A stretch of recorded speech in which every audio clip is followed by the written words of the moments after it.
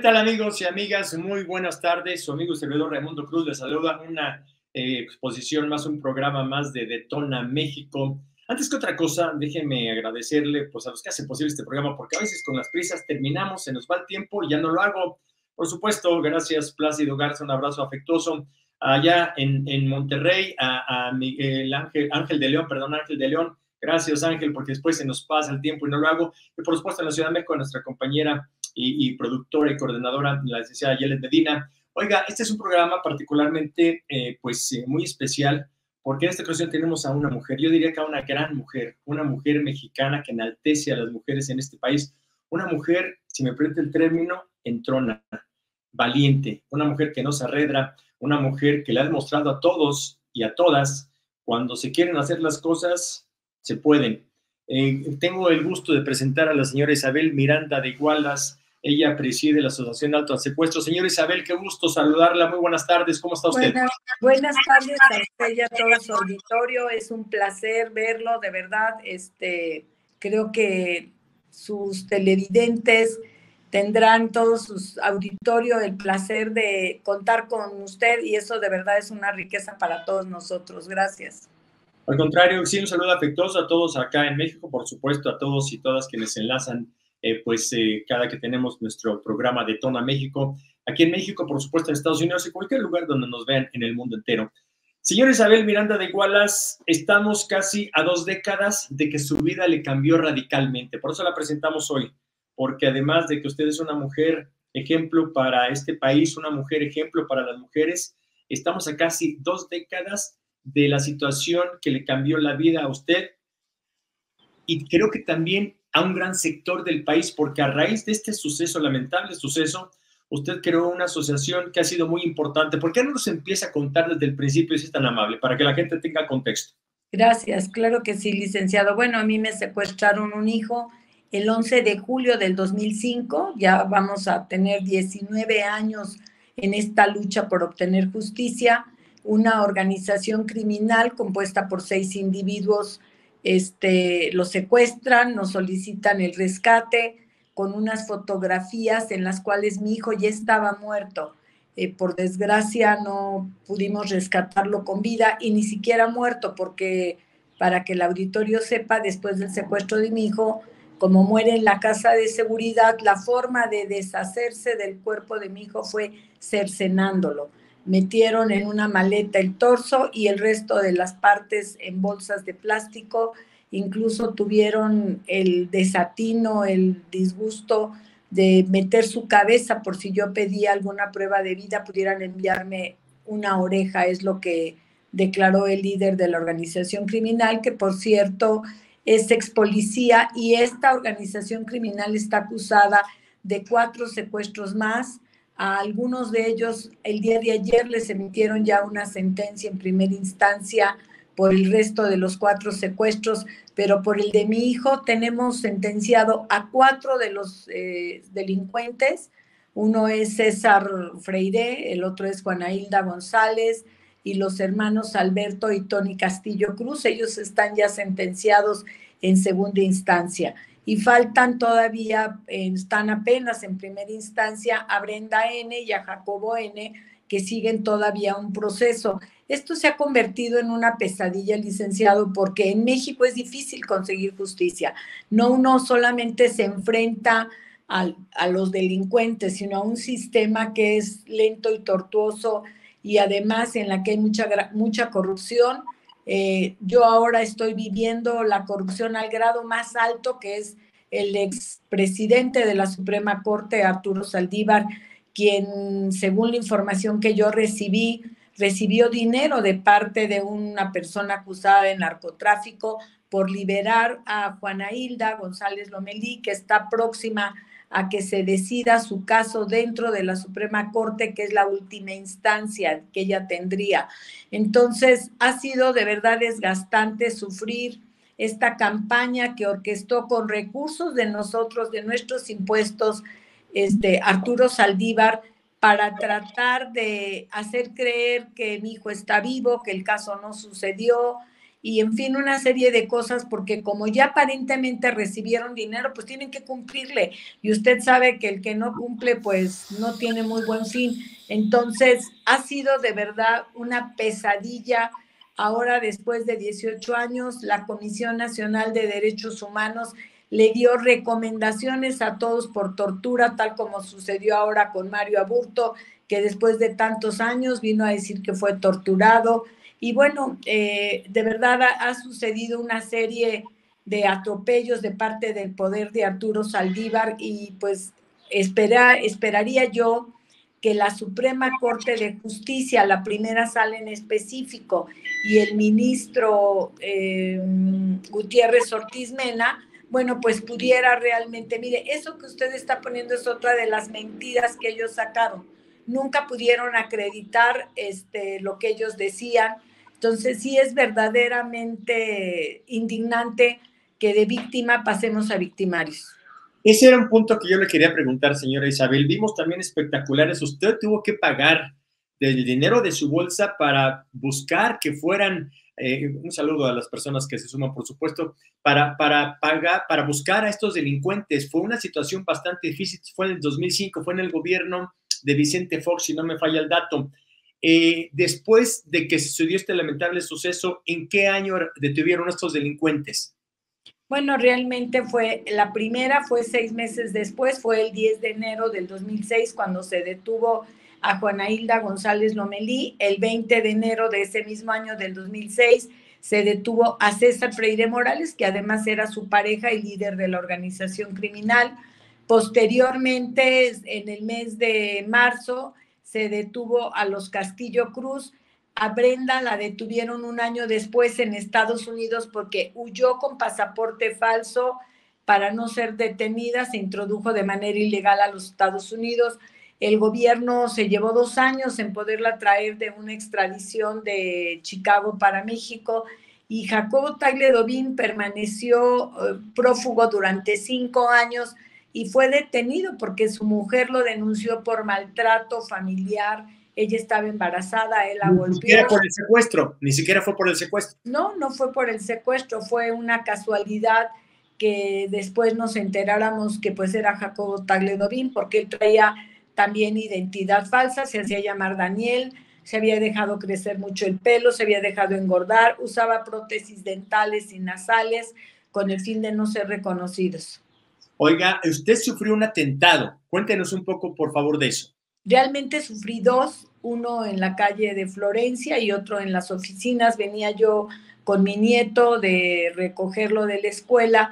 Afortunadamente yo me había bajado porque a mi nieto se le había antojado una paleta de esas que venden en la calle y yo me había bajado y entonces empezaron a balear mi camioneta. Por desgracia, pues sí hirieron a una persona. Realmente salieron 2 heridos, pero yo salí ilesa de ese atentado. Mi camioneta quedó con los vidrios todos baleados, no era camioneta blindada, era normal, entonces ellos tiraron a matar en la parte de atrás que sabían que era donde yo usualmente me sentaba. Ese fue una ocasión, y dice que fueron 2, ¿cuál fue el otro en Florencia? Decía. La otra fue en la calle de Florencia, iba yo también con otra persona y por desgracia también ahí se dio este atentado.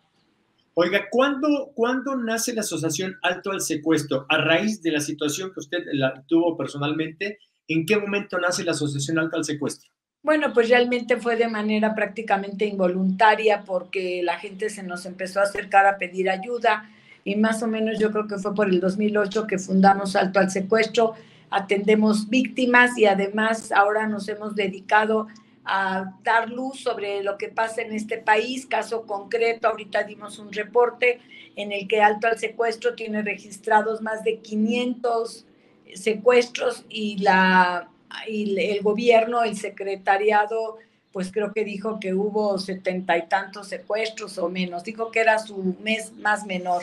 Entonces, pues realmente lo que queremos es eso, que no se le quite la lupa al delito de secuestro porque sigue ocurriendo. Tener en un mes más de 500 secuestros es una barbaridad y es una indignación para todos los mexicanos.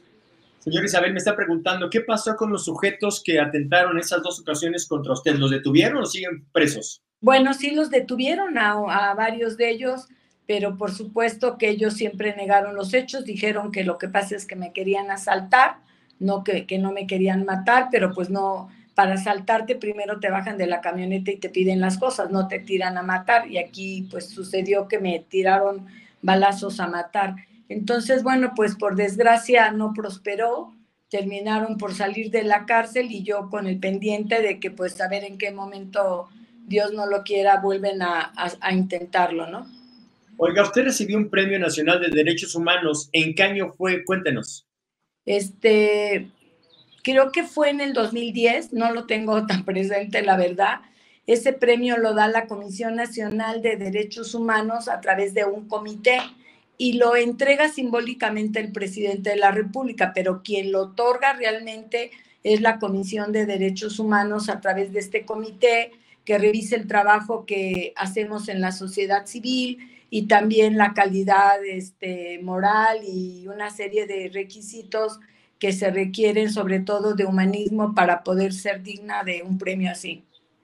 Fíjese, usted sufrió una situación, vaya, inenarrable en el 2005 y de bote pronto usted se convirtió en un personaje de la sociedad. Además de cargar con su propio problema, su pena, usted ahora está llevando la estafeta de muchas personas en México que sufren este flagelo. ¿Cómo le ha cambiado la vida, señora Isabel?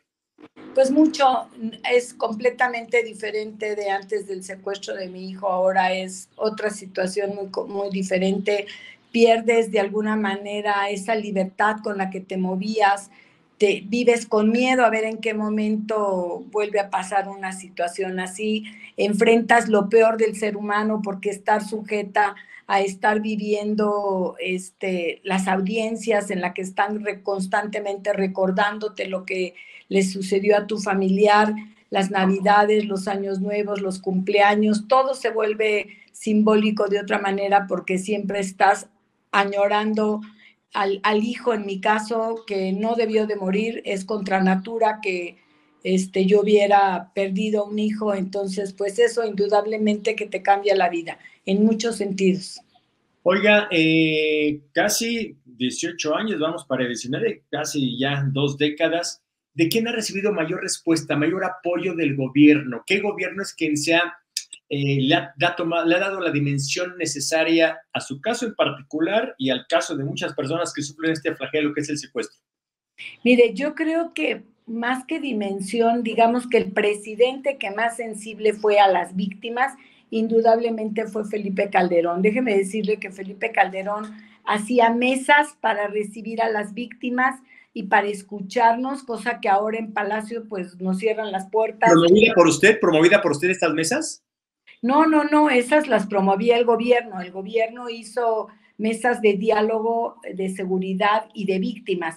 Y ahí nos reuníamos personas de diferentes delitos que teníamos, digamos, injerencia en las ONGs para poder ver qué era lo que se requería para las víctimas. De ahí nació Províctima, lo que ahora viene siendo la barbaridad de la Comisión Ejecutiva de Atención a Víctimas, porque ahora se ha convertido en la Comisión Ejecutiva de Atención a Delincuentes. Hoy atienden más a personas acusadas de delitos que a propias víctimas.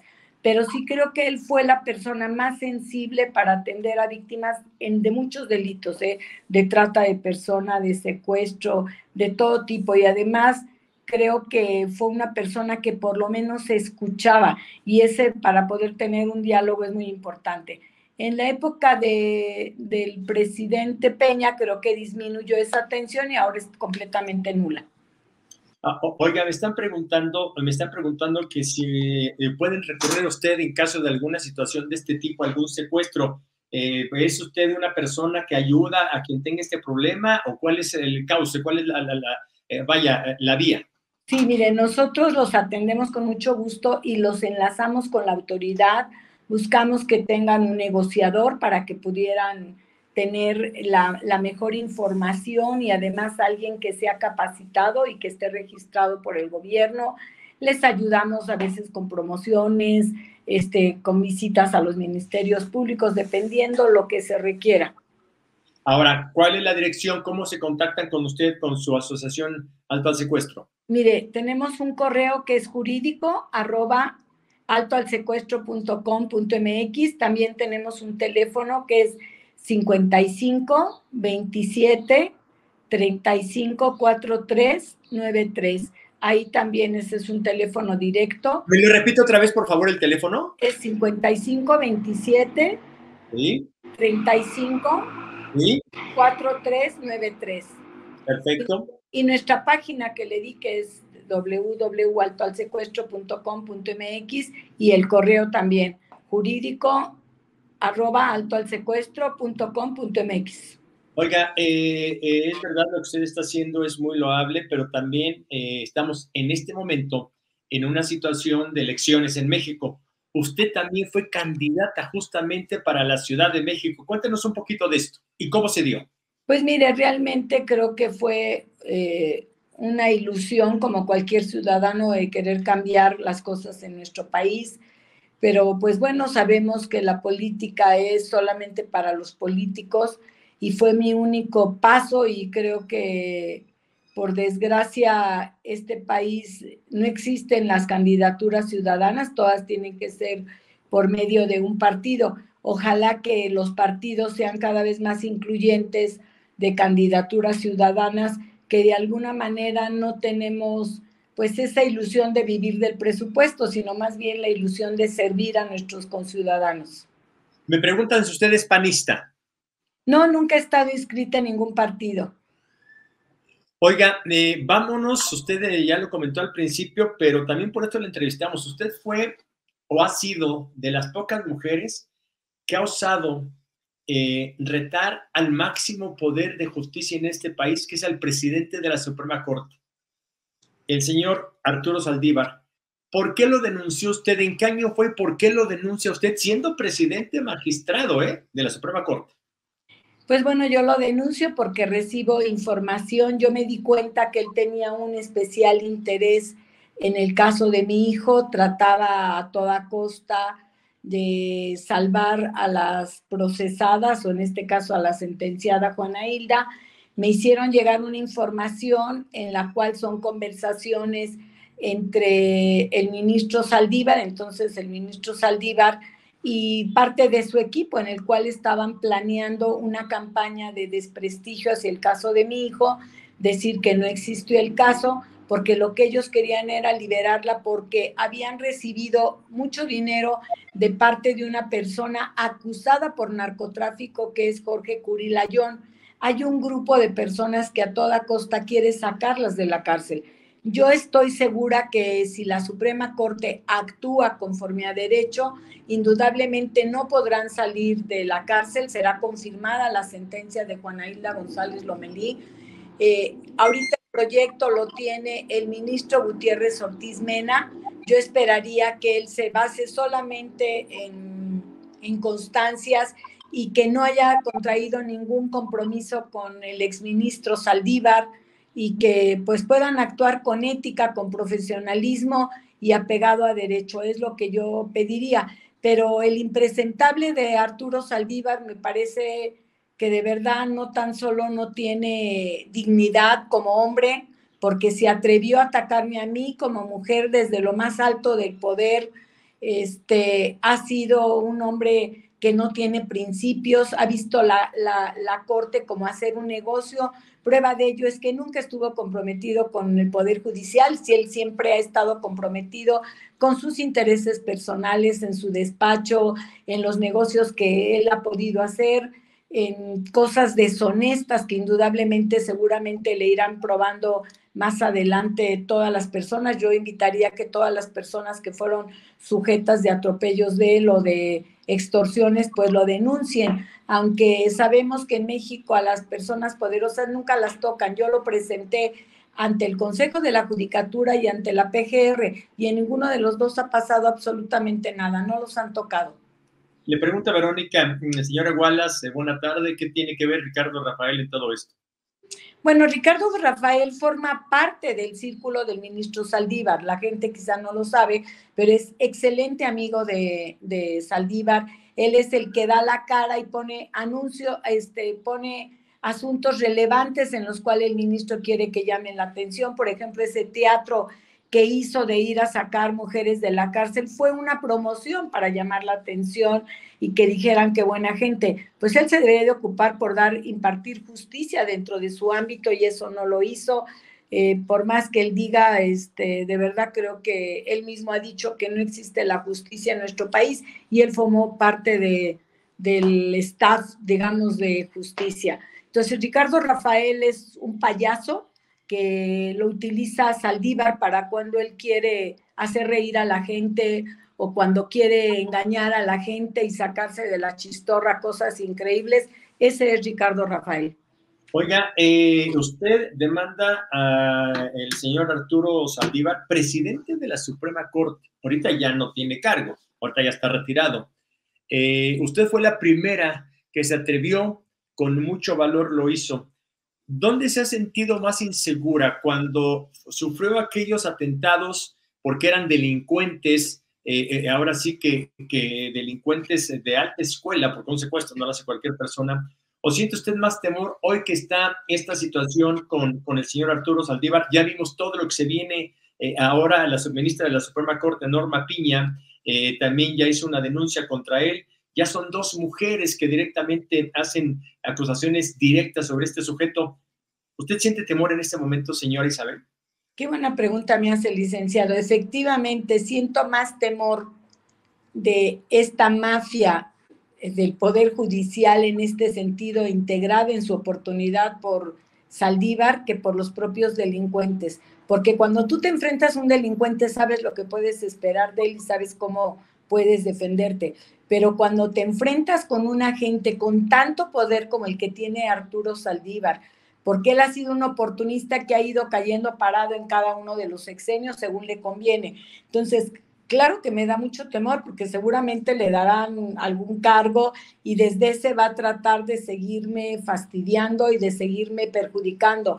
Y lo hago responsable porque incluso en estas conversaciones él habló de que iba a dañar a mi familia, a mi hija y a mi familia. Entonces, claro que lo hago responsable. Cualquier cosa que me suceda, cualquier cosa que le suceda a mis bienes, indudablemente que hago responsable a Arturo Saldívar por el gran poder que tiene. Y si es una amenaza Arturo Saldívar, indudablemente no es una persona a la que hay que menospreciar el poder y la situación que puede causar de daño.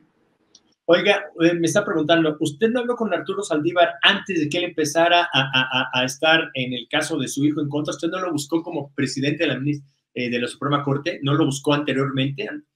No, es que yo no tengo contacto con los ministros, como estos mentirosos dicen que yo tengo contacto con la pobre de la ministra Piña, y digo pobre porque le achacan cosas que no son ciertas. Yo no he visto a la ministra Piña en, yo creo que 10 años, la llegué a ver en algún evento público de lejos. Yo no tengo contacto con los ministros, entonces tampoco lo tuve nunca con Saldívar. Yo tuve conocimiento de que él estaba metido en el caso porque yo empecé a ver la forma en que él se conducía. Me enteré cuando ya estaba por resolverse el caso de Juana Hilda en un colegiado y él, como supo que el proyecto venía en contra, lo que hizo fue sacarlo del 8º colegiado y llevárselo a la Suprema Corte, donde él podía llegar a acuerdos con sus colegas. Por eso es que yo hago un llamado, repito, a la primera sala para que se comporten con ética y que resuelvan conforme a derecho. Ya nos dijo que la mejor respuesta en cuanto al tema del secuestro fue con Felipe Calderón. Un saludo afectuoso a todos, a todas los que se suman o los que nos están viendo y escuchando, por supuesto, en México, en Estados Unidos, en el mundo entero. Su relación con López Obrador, ¿usted ha tenido encuentros con el presidente López Obrador? Jamás, solo tuve oportunidad de estar en una mesa de seguridad, que fue la primera que a él le tocó, y era mi último año en el cargo como titular de esa mesa. Fue la única vez que yo estuve presente con él, pero bueno, él estaba muy lejos de la mesa de nosotros, son mesas muy grandes y él está muy lejos, nunca saludó a nadie, entró y salió y estuvo creo que 10 minutos dentro de la reunión.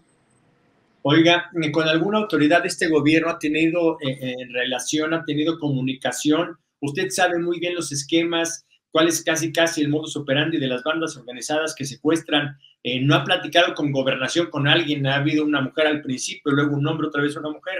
con alguna autoridad de este gobierno no ha platicado el tema del secuestro en particular? No, con nadie. Este gobierno no escucha a la sociedad civil. Si usted se ha dado cuenta, aborrece a las sociedades civiles, no le gusta que nadie le diga lo que está mal, ni que le sugiera nada. No he tenido acercamiento con nadie en este gobierno. Oiga, me está preguntando, usted es una piedra en el zapato para cualquier gobierno. Desde que inició su organización Alto al Secuestro, usted le lleva, pues ahora sí que usted dice la realidad de lo que aquellos ocultan. ¿Con quién ha tenido mayor dificultad? Ya sabemos que con este no tiene, ningún acercamiento al absoluto, pero ¿con quién ha tenido mayor dificultad? Porque usted da unas cifras y ellos dan otros, y casi siempre las cifras de usted son más grandes, muestran la realidad. ¿Con quién ha tenido mayor dificultad? Y es que la respuesta que me dé viene a mi segunda pregunta en ese tema. Claro. Mire, yo creo que ningún gobierno ni a ningún gobernador le gustan las cifras que nosotros damos, porque para ellos de alguna manera es lastimarlos en sus proyectos o en lo que ellos dicen. Sin embargo, creo que hay modos de decir las cosas, y realmente yo creo que quizá con el gobernador de Veracruz ha sido, digamos, con el que mayor problema hemos tenido por el tema de las cifras.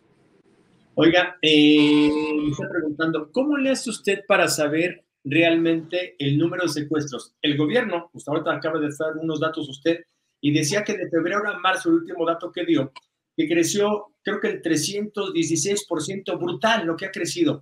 Y me preguntan, ¿cómo le hace usted para tener esos datos? ¿Cómo se informa usted?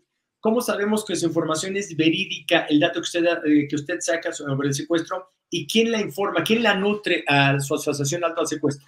Cada una de las fiscalías. El tema es que a ellos les piden que no reporten todo como secuestro. Por ejemplo, si no hay pedimento de rescate, ellos no lo registran como secuestro, cuando realmente de acuerdo a la ley sí debe de ser. Entonces, los medios de comunicación y las propias fiscalías son nuestra fuente. El otro tema, ¿hay forma de combatir el secuestro, señora Isabel Miranda de Gualas? Si el gobierno quiere, se puede. Y se lo comento porque platicaba el otro día con un alto mando del ejército. Yo le decía, ya no superó el crimen organizado, ya tiene mayor capacidad bélica que las Fuerzas Armadas, y se rió. Literalmente se rió y me dijo, licenciado, si tú supieras, nosotros así me hizo, si nosotros quisiéramos y tuviéramos la orden, así exterminamos a cualquier grupo delincuencial, por más grande que sea. ¿Usted cree que si hay forma de combatir al secuestro, yo no sé si eliminarlo al 100% de pérdida, controlarlo? Estoy convencida que sí se puede, y como esta persona le dijo, lo más poderoso es el poder del Estado como tal. No hay nada más poderoso cuando se ejerce. Lo malo es cuando te cruzas de brazos y les das recreo a los delincuentes y ellos hacen lo que quieren. Entonces, creo que sí, que cuando el Estado hace su papel, sí se puede. Oiga, ¿algún gobierno, alguna corporación de policía, porque usted vive en la Ciudad de México, yo vivo en la Ciudad de México, me acuerdo Marcelo Ebrard cuando era jefe de la policía, bajó los índices de delincuencia, me acuerdo de García Harfuch, bajó los índices de delincuencia. ¿Con ellos usted trabaja de alguna manera con este tipo de personas, repito, sobre todo los que dan resultados que son visibles? ¿Tiene comunicación con ellos o usted se maneja independiente? No, sí tenemos relación y a veces hemos tenido reuniones, pero nuestras cifras son independientes, nuestras cifras son los datos duros. Oiga, López Obrador, así como está esa imagen de brazos cruzados, ¿así es omiso el gobierno en la Procuración de Justicia, en particular en el secuestro? Mire, creo que la Procuración de Justicia, según dicen, es autónoma, y digo según dice la ley, pero pues ya sabemos ahora que aquí no hay nada autónoma cuando no es un gobernador, es el propio ejecutivo, y me parece que sí, que han sido muy omisos en combatir el delito de secuestro y la seguridad en términos generales. Señora Isabel, estamos en un proceso electoral, hay dos mujeres compitiendo por la presidencia, un hombre compitiendo por la presidencia. ¿Usted ha platicado con Claudia Sheinbaum, ha platicado con Xóchitl Gálvez, ha platicado con el señor Maínez de Movimiento Ciudadano, ha platicado con alguno de ellos? No, con ninguno, no he platicado con ninguno. ¿Le gustaría platicar con alguno de ellos? Creo que con quien quede es con el que debemos de platicar, porque es el que va a ejercer la autoridad, y ahí sí indudablemente que nos gustaría tener un acercamiento para hacerle un planteamiento de cómo están todas las cosas y de todo lo que se dejó de hacer y cómo se deshicieron las unidades especializadas para combatir el secuestro, los protocolos, los lineamientos para las estadísticas. Hay mucho que hacer en este tema y ahí sí me gustaría con quien quede. Eso es a nivel federal. A nivel local, ¿ha platicado con Clara Brugada? ¿Ha platicado con, y estoy hablando solamente de la Ciudad de México, porque es la capital y usted vive aquí? ¿Ha platicado con el señor Salomón Chertorivsky o Taboada? ¿Ha platicado con alguno de ellos? No, con ninguno de ellos hemos platicado. Repito, creo que llegado el momento, pues sí hay que sentarnos, si es que ellos quieren escucharnos, con quien quede. ¿Qué recomendación le daría a quien tenga el infortunio de sufrir el problema de un secuestro? ¿Qué es lo primero que se tiene que hacer? Usted como experta y además como guía de muchas personas ya por varios años de este lamentable tema. Lo primero es denunciarlo. Si no confían en su autoridad local, váyanse al ámbito federal, porque hay que denunciar para que tengan validez cualquier actuación. Después, formar un comité y cerrar la información, conseguir un negociador para poder regresar a su familiar lo más pronto posible y al menor costo posible. Cuando se toman este tipo de medidas, ¿tiene usted algún índice, alguna estadística del resultado cuando se hace una negociación adecuada, cuando se hace un procedimiento adecuado? ¿El resultado mayormente es eficaz? ¿Hay buen resultado? Vaya, ¿regresan las personas a su hogar sanas y salvas o no tiene ese dato? Sí, claro, la mayor parte regresa. Del total de víctimas, hasta hace poco la estadística marcaba que había como un 16% de personas que morían aún después de haber pagado el rescate, muchas de ellas. Pero el resto regresa a su casa, por desgracia, a veces mutilada, golpeada, malnutrida, pero regresan a su casa. ¿Nos puede volver a dar, señor Isabel, sus datos como la Asociación Alto a Secuestro, si fuera tan amable? Sí, cómo no, es www.altoalsecuestro.com.mx. El correo es jurídico@altoalsecuestro.com.mx y el teléfono es 55 27 35 4393. Señor Isabel, ¿usted va a seguir, si a usted le llama la Suprema Corte, la ministra Piña, alguien en el proceso que está siguiendo contra el señor Arturo Saldívar, usted va a seguir hasta donde tope, me imagino? Sí, nosotros hemos aportado la información y por supuesto que si nos llaman a declarar o lo que se requiera, ahí estaremos. Ahora, ¿tiene alguna fecha para que Suprema Corte se manifieste en su caso particular? No, todavía no nos dan fecha, por desgracia, esperemos que sea rápido. ¿Por qué se quiere despedir, señora Isabel Miranda de Wallace? Pues una mujer que ha corrido de casi dos décadas para acá, le ha cambiado la vida de manera muy importante. Una mujer que debe de ser una guía, un ejemplo para la mujer mexicana y para la sociedad en general. Nadie se avienta un tiro de este tamaño donde vaya incluso en riesgo la propia vida, tanto la particular, la suya, como la de sus familiares.